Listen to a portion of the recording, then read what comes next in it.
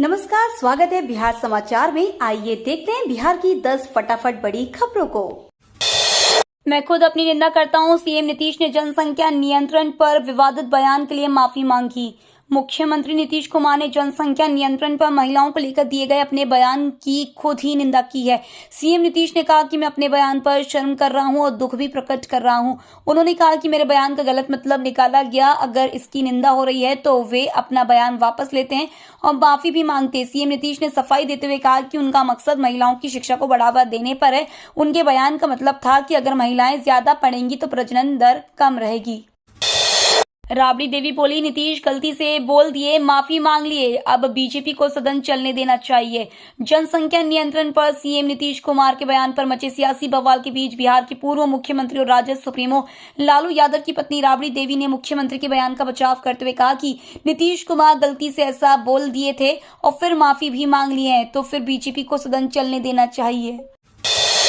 बिहार में बढ़ेगा आरक्षण का दायरा, नीतीश कैबिनेट की मंजूरी। बिहार में आरक्षण का दायरा बढ़ाया जाएगा। मुख्यमंत्री नीतीश कुमार की अध्यक्षता में हुई कैबिनेट की महत्वपूर्ण बैठक में आरक्षण का दायरा बढ़ाए जाने के प्रस्ताव पर मुहर लग गई है। इसके अनुसार सूबे में आरक्षण का दायरा 60% से बढ़ाकर 75% करने पर सहमति प्रदान की गई। इसके लिए कैबिनेट ने बिहार आरक्षण बिल 2023 पर मुहर लगा दी।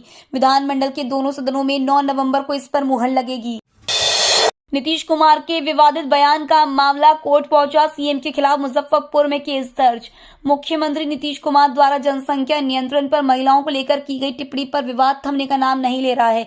यह मामला अब अदालत में पहुंच गया है। मुजफ्फरपुर सीजेएम कोर्ट में सीएम नीतीश के खिलाफ केस दर्ज किया गया है। कोर्ट ने 25 नवंबर को इस पर सुनवाई की तारीख तय की है। बता दें कि सीएम नीतीश बुधवार को विधानसभा में अपने बयान को लेकर माफी मांग चुके हैं। नए शिक्षकों की कब और किस स्कूल में होगी तैनाती को लेकर के पाठक का आदेश जारी। बिहार लोक सेवा आयोग द्वारा चयनित नए शिक्षकों की स्कूलों में तैनाती 21 नवंबर तक कर दी जाएगी। इसको लेकर शिक्षा विभाग के अपर मुख्य सचिव के पाठक ने सभी जिलाधिकारियों को पत्र लिखा है। पत्र में यह भी साफ किया गया है कि स्कूल में योगदान की तिथि से ही शिक्षकों का वेतन प्रारंभ होगा। शिक्षकों के योगदान दिए जाने तक शिक्षा विभाग के सभी पदाधिकारियों कर्मचारियों की छुट्टियां रद्द रहेंगी।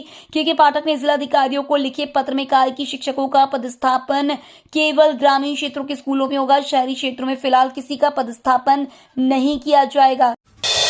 महिला अपमान पर बोले विजय सिन्हा, मेंटल हो चुके नीतीश कुमार, सीएम पद से इस्तीफा कर दे।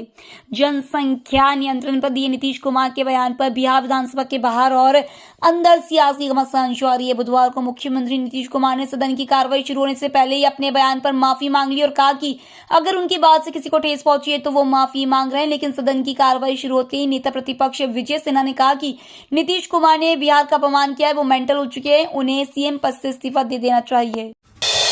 दिवाली पर लोकल प्रोडक्ट खरीदने पीएम मोदी का वोकल फॉर लोकल को बढ़ावा। दिवाली के त्योहार में अब सिर्फ 3 दिन बाकी बचे हैं। बाजारों में खरीदारी के लिए लोगों की भारी भीड़ उमड़ रही है।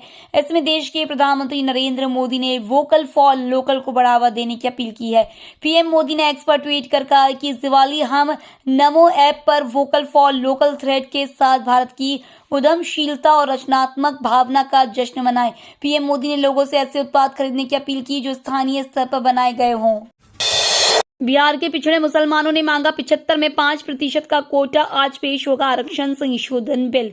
नौकरियों में 75% तक आरक्षण का दायरा बढ़ाने को लेकर जहां सरकार आज विधानसभा में बिल ला रही है, वहीं पिछड़े मुसलमानों से अपने लिए 5% का कोटा आरक्षित करने की मांग सरकार से कर दी है। सत्ताधारी दल जदयू के वरिष्ठ नेता एवं विधान परिषद प्रोफेसर गुलाम गौस ने बिहार में आरक्षण का दायरा बढ़ाकर 75% किए जाने के राज्य सरकार के फैसले का स्वागत किया। उन्होंने कहा कि 75 में 5% कोटा पिछड़े मुसलमानों के लिए तय हो। बिहार की प्राइवेट नौकरियों में भी आरक्षण होगा लागू, राजद की ओर से उठी रही मांग। बिहार में जातीय सर्वे की रिपोर्ट मंगलवार को विधानमंडल के शीतकालीन सत्र के दौरान सदन में पेश कर दी गई, जिसके बाद प्रदेश में जातियों की वास्तविक स्थिति का विस्तृत ब्यौरा सामने आया। नीतीश सरकार ने तय किया कि आरक्षण का दायरा अब 15% और बढ़ाया जाएगा। सूबे की सरकारी नौकरियों में अब 60 के बदले 75% तक आरक्षण मिलेगा। इसमें आर्थिक रूप से कमजोर वर्ग को मिलने वाला 10% आरक्षण यथावत रखा गया है, यानी इसमें कोई बदलाव नहीं किया गया है। वहीं अब प्राइवेट नौकरियों में भी आरक्षण की मांग शुरू हो गई है। राजद की ओर से ही यह सुझाव आया है कि प्राइवेट नौकरियों में भी आरक्षण अब दिया जाना चाहिए। पूर्व मध्य रेलवे 75 जोड़ी फेस्टिवल स्पेशल ट्रेनों का कर रहा परिचालन।